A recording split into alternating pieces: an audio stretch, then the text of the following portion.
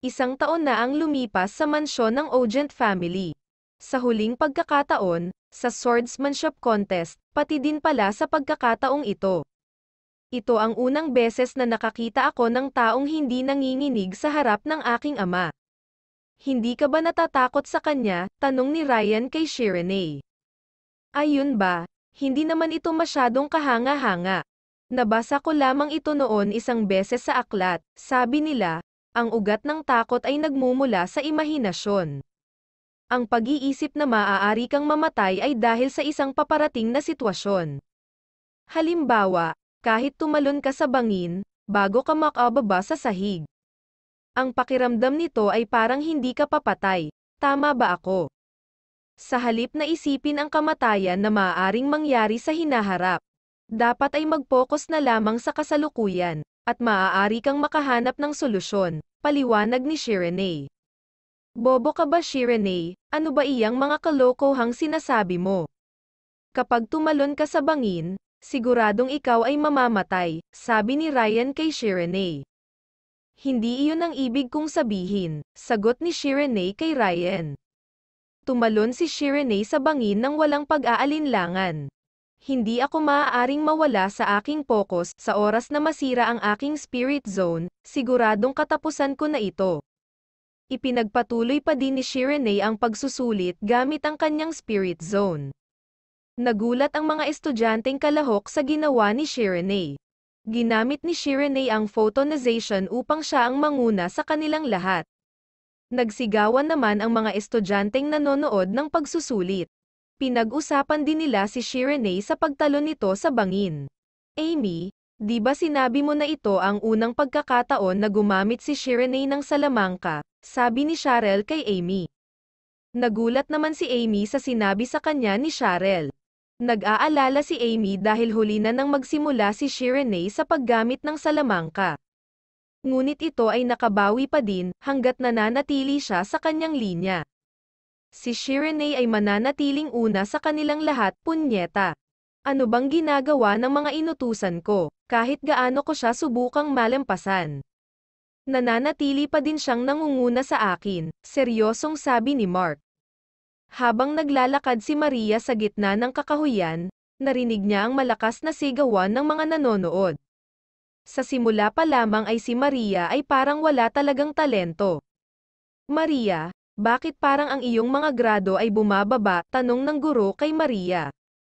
Teacher, ako po kasi ay inaapi ng aking mga kaklase, sagot ni Maria sa guro. Ang ibig sabihin lamang nito ay ang iyong mga kapwa-estudyante ay mapagkumpitensya. Ang ibang mga estudyante ay nagtitiis upang makaangat.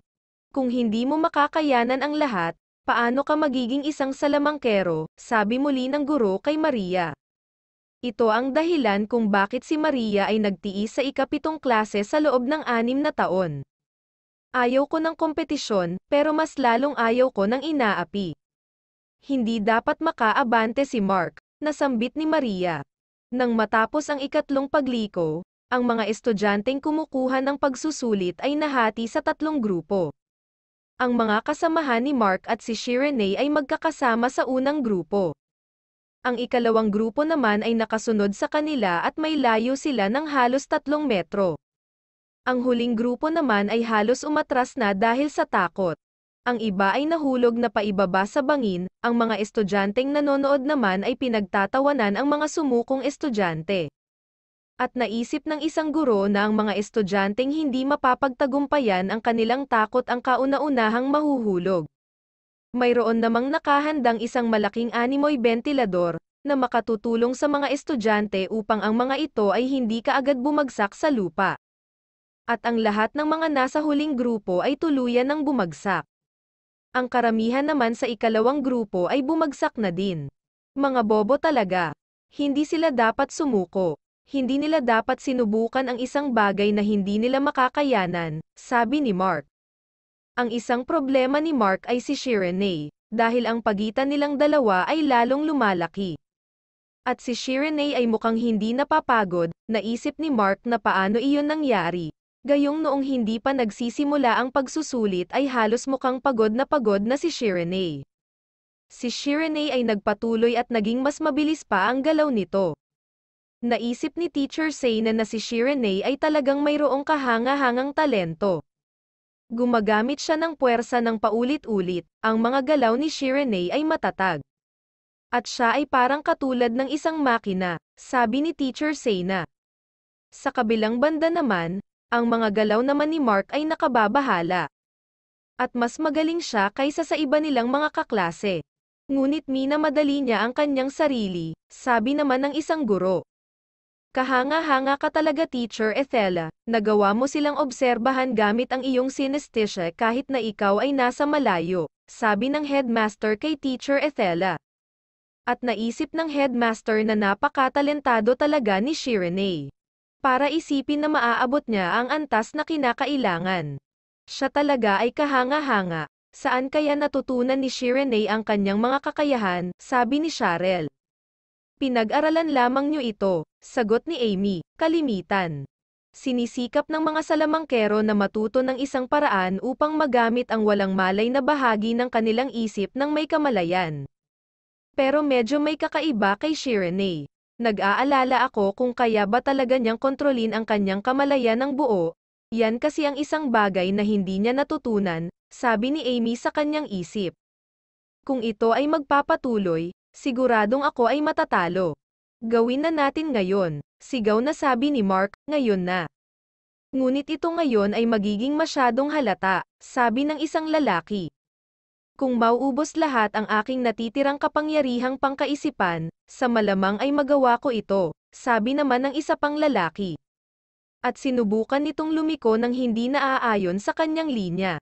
Nagulat naman si Shiranae sa ginawa nito, sinubukan din ng isang lalaki na gulihin ang pamamaraan ni Shiranae.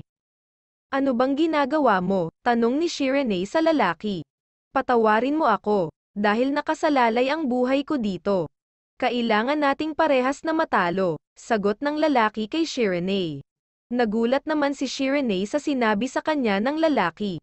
Si Shiranae at ang dalawang estudyante na gumulo sa kanya ay unti-unti nang nahulog. Naisip ni Shiranae na masama ang nangyaring ito dahil ang kanyang mga pamamaraan ay nag-ulo at nasira. Ang pagod ay nangingibabaw na sa kanya, at naisip din niya na hindi siya dapat mawala ng malay at kinakailangan niyang mag-focus. Ang dalawa namang estudyanteng gumulo sa kanya ay tuluyan ng nahulog. Nagulat naman ang mga estudyanteng nasa ikalimang klase. Ayon sa kanila ang ginagawa ni na Shiranae ay naging kakaiba dahil ang direksyon ng mga ito ay biglang nagbago. Muntik nang mabangga ng isang estudyante si Shiranae. At iyon ay talagang sinadya, sabi ni Hiruki isang estudyanteng nasa ikalimang klase.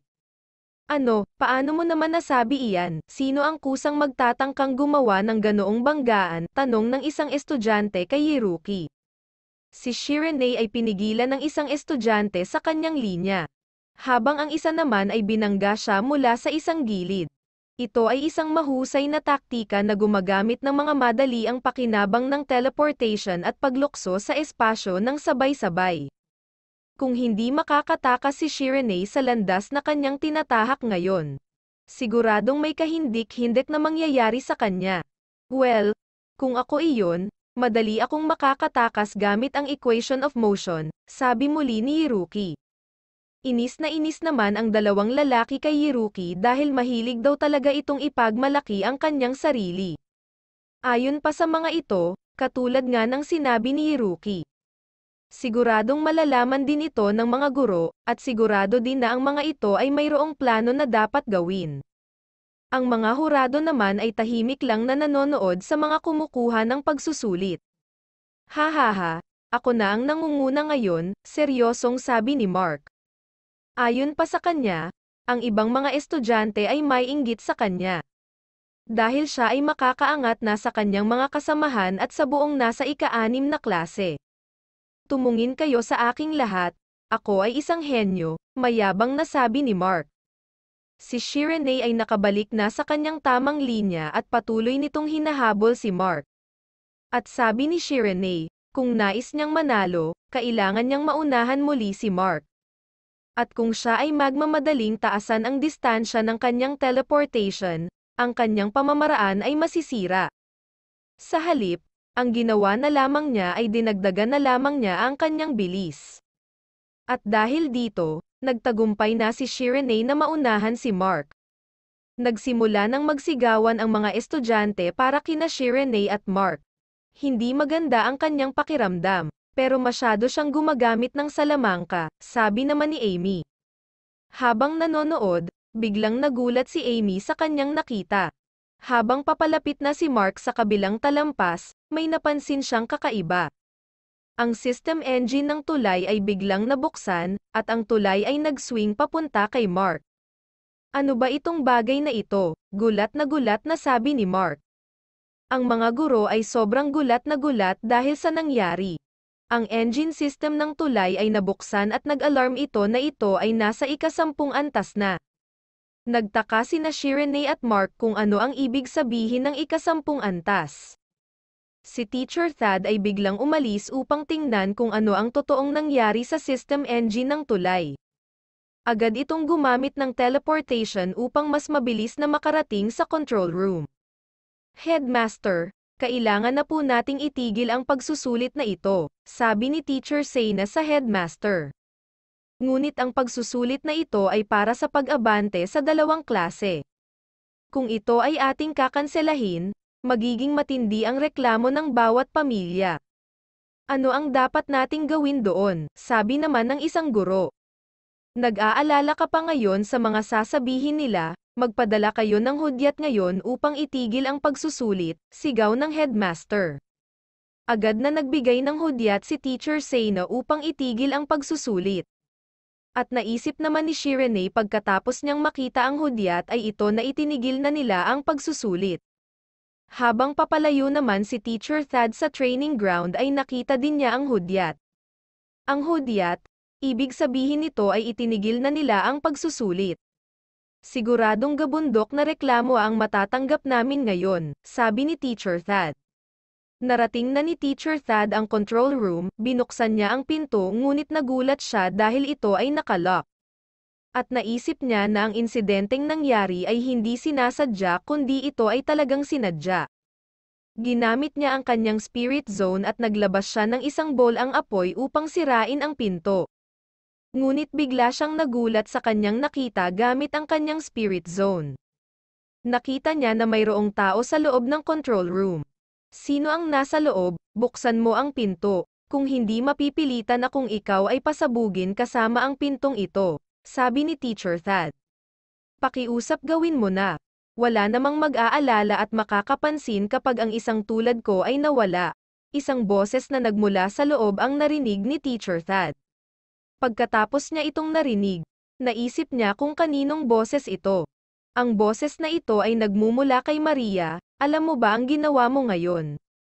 Buksan mo ito, isang mabigat na parusa ang matatanggap mo sa insidenteng iyong ginawa, sabi ni Teacher Thad. Ayaw ko, tapos na ang lahat kapag si Mark ang nanalo. Siguradong mapupunta ako sa impyerno. Anong pagkakaiba nito kung ako ay mamamatay ngayon, sagot ni Maria. Nagulat naman si Teacher Thad sa mga sinabi ni Maria. Si Maria naman ay takot pa din, naiintindihan ko na. Gawin mo lamang ang gusto mong gawin, kung ayaw mong buksan ang pinto. Di huwag mong buksan, sa totoo lamang, wala namang dahilan upang madaliin mo ang mga bagay-bagay. Katulad nga ng gusto mo, ang pagsusulit ay tumigil na, sabi ni Teacher Thad kay Maria. Itinigil nila ang pagsusulit, nagbibiro ba sila, kaunti na lang at mananalo na ako. Kailangan kong tapusin ang pagsusulit na ito ngayon. Para siguradong walang magrereklamo, ang isang oportunidad na talunin ang taong ito ay maaaring hindi na muling mangyari sa susunod, sabi ni Mark sa kanyang isip. Kahit na ang pagsusulit ay pinatigil na, si Shiranae at Mark ay nagpatuloy pa din. Sa pagkakataong iyon ay pumasok na sila sa isang maze na parte sana ng pagsusulit, hindi maaari. Headmaster, si Shiranae at Mark po ay nagpatuloy sa pagpasok sa maze. Gulat na sabi ni Teacher Sena sa headmaster, hangal talaga ang mga batang ito, galit na sabi ng headmaster. Bakit hindi sila humihinto, pinaglalabanan ba nila ang kanilang dangal o kung anuman? Dapat natin silang pigilan kaagad dahil ito ay lubhang mapanganib. Ano bang ginagawa ni Teacher Thad, Headmaster? Ano po ang gagawin natin? Sabi ni Teacher Seyna habang ito ay natataranta. Ang headmaster naman ay galit na galit sa ginawa ni Shiranae at Mark. Naisip ng headmaster na inaakala niya na si Shiranae ay kakaiba sa lahat. Kapag ang iyong mga mata ay nabulag ng sapat upang gumawa ng isang hangal na desisyon sa isang sandali ng kasakiman, hindi mo mahahanap ang daan palabas ng maze. Si Shiranae ay nagpatuloy pa din sa loob ng maze. Mga bobo talaga ang dalawang iyon, ang ika-10 antas ay para lamang sa mga nasa advanced class, sabi ni Amy. Medyo hindi na nagiging maganda ang sitwasyon, ang maze ay lalo pang nagiging mas mahirap. Ang mga bitag sa maze ay mas lalo pang bumibilis. Naisip ni Shiranae na wala na siyang sapat na oras upang maiwasan ang isa pang bitag at alamin ang susunod dito. At nang dahil dito, nawawala si Shiranae sa kanyang focus. Sa sitwasyong ito, pareho kaming maaaring matanggal. Siguradong ang mananalo ay ang pinakamabilis, kung mapapabilib ko silang lahat. Siguradong mapapansin nila ako, sabi ni Mark sa kanyang isip. Mas binilisan pa niya ang kanyang galaw upang maiwan niya si Shiranae. At sinabi niya na si Shiranae ay mananatili na dito sa maze sa buong buhay nito. Guro, alam mo ba kung ano ang eksaktong pagsusulit? Tanong ni Maria kay Teacher Thad. Pukawin ang iyong mga kalaban sa mga kasinungalingan at pabagsakin lahat ang kalaban hanggang sa ikaw na lamang ang matira, sagot ni Teacher Thad. Iyon ba ang uri ng pagsusulit na hinahangad ng eskwelahan? Tanong muli ni Maria. Ito ay isang hindi pagkakaunawaan, Maria. Huwag mo nang isipin ang tungkol doon, sabi muli ni Teacher Thad. Paano mo nalaman, teacher? Pinupuri ka bilang isang henyo. Ginagawa ko ang sinasabi nila sa akin, at tinitiis ko kapag sinabi nila sa akin. Ngunit ang naaalala lamang ng eskwelahan ay ang mga estudyanteng may talento. Hindi katulad ng mga ordinaryong estudyante na katulad ko, sagot ni Maria habang siya ay umiiyak. Hindi ko alam kung alam mo na ang tungkol dito, pero ako ay nakapagtapos din sa eskwelahan na ito. Noong ako ay nasa advanced class, ikaw naman ay isang bagong estudyante, sabi muli ni Teacher Thad. Nagulat si Maria sa mga sinabi ni Teacher Thad sa kanya. Hindi mo ba naaalala, isipin mong mabuti, nakarinig ka ba noon ng balita tungkol sa isang henyo na nagngangalang Thad na pumasok sa eskwelahan na ito? Tanong ni Teacher Thad. Hindi pa kahit kailan, sagot ni Maria, lagi akong nasa huli. 5 taon ako noon sa ika-5 klase, at sa ganoong sitwasyon. Ang makita ang aking mga kaibigan na madaling umaasenso ay sobrang nakakagalit para sa akin, sabi muli ni Teacher Thad. Imposible ang sinasabi mo, teacher, sagot naman ni Maria. Ha, isang araw ay nahuli ako ng headmaster at napag-alitan ako ng husto, sabi ni Teacher Thad kay Maria at bigla niyang naalala ang nakaraan. Isa kang hangal na bata, ano bang pinagkakaabalahan mo? Tanong ng headmaster kay Teacher Thad. Kadalasan, wala kang pakialam sa mga estudyanteng katulad ko. Ngunit sa mga ganitong pagkakataon, ako palagi ang napapansin mo, sagot ni Teacher Thad sa headmaster. Alam mo ba kung ano ang hindi dapat gawin ng isang salamangkero? Ihambing mo ang iyong sarili sa iba, sabi muli ng headmaster. Nagtataka ako kung ano ang iyong ibig sabihin, sinesermonan mo lamang naman ako, sabi muli ni Teacher Thad sa headmaster. Ang isang salamangkero ay isang tao na may kakayahang magbura ng kanyang sarili. Mag-focus ka lamang sa iyong sarili. Kung gagawin mo iyon, magagawa mo talagang mabura ang iyong sarili. Kung ikaw naman ay tatakbo lamang palayo habang nakatingin sa iyong katabi, siguradong ikaw ay maliligaw, paliwanag ng headmaster. Ang kompetisyon ay isang kasangkapan lamang para mas mabilis na maabot ng mga tao ang finish line. Ayos lamang na mabagal, kapag tayo naman ay nakarating sa finish line. Lahat tayo ay magiging salamangkero, paliwanag ni Teacher Thad. Hindi pa po ba huli ang lahat? Tanong ni Maria kay Teacher Thad, tutulungan kita. Hindi mo ba kayang maging matapang kahit isang beses lamang? Tanong muli ni Teacher Thad kay Maria. Nagpatuloy din si Mark sa pagpasok sa maze, ngunit sa pagkakataong iyon ay sa maling maze siya napunta dahil ito ay sarado at walang pwedeng madaanan. Siya ay nataranta, at naisip niya hindi na siya makakalabas at siya ay mamamatay na. Si Mark ay sumigaw ng napakalakas upang humingi ng tulong. Ang lahat ay nagulat sa nangyari kay Mark. Bigla namang may humigit kay Mark palabas sa napasok niyang maze, at ito ay si Shireenei. Ginamit ni Shireenei ang teleportation upang mailabas si Mark sa loob ng maze. Nagsigawan ang mga estudyante na nasa ikapitong klase dahil sila ay masaya sa pagkakaligtas ni Shireenei kay Mark. Ito ay isang pagsusulit, bakit kailangan niyang sagipin at tulungan ang kanyang kalaban, sabi ng isang babae. Bobo ka ba? Ang pagkapanalo ba ang mahalaga kung nang dahil naman dito ay may mamamatay, sagot naman ng lalaki. Sa mga oras na ito ay hindi iyan ang mahalaga. Ang tanong ngayon ay paano niya nagawa ang ganoong kabilis na galaw, sabi ng isa pang babae. Tulungan niyo ako, takot na sigaw ni Mark. Tumahimik ka, nag-iisip ako, sabi naman ni Shireenei kay Mark. Naisip ni Shireenei na ang mga bitag na ito ay isang karaniwang maze lamang. Kailangan niyang pag-aralan ang pattern ng maze mula sa malayo upang mahanap nito ang tamang labasan. Tumaas sina Shireenei at Mark upang magawa niya ang kanyang iniisip. Sa kasamaang palad, ang mga bitag ay sumusunod sa kanila. Umiwas kayo sa mga bitag, sigaw ng mga estudyante kina Shireenei at Mark. Mas binilisan pa ni Shireenei ang kanyang pagtaas ngunit hindi pa din ito umubra kaya naisip niya kung ano pa kaya ang kanyang dapat gawin. Bumalik si Shireenei sa loob ng maze habang hawak-hawak pa din ito si Mark. Si Hiruki ay masayang-masaya sa ginawa ni Shireenei dahil ayon sa kanya ang pagbalik ang talagang solusyon upang maiwasan ang mga bitag na iyon. Kayanin niyo iyan, mag-iingat kayo, masyadong mapanganib, sigaw naman ng ibang estudyante. Ang dahilan kung bakit siya ay nagsanay ng husto ay hindi upang magawa niya ng maayos ang pagsusulit, ang pag-abante sa ikalimang klase ay parte lamang ng proseso upang maging isang salamangkero. Ang tanging gusto lamang niya ay ang makagawa siya ng salamangka. Paliwanag ni Amy, tumayo ang headmaster at sinabing ituloy ang pagsusulit. Nagulat naman ang ibang guro sa sinabi ng headmaster. Ako ang mananagot sa lahat, sabi pa ng headmaster.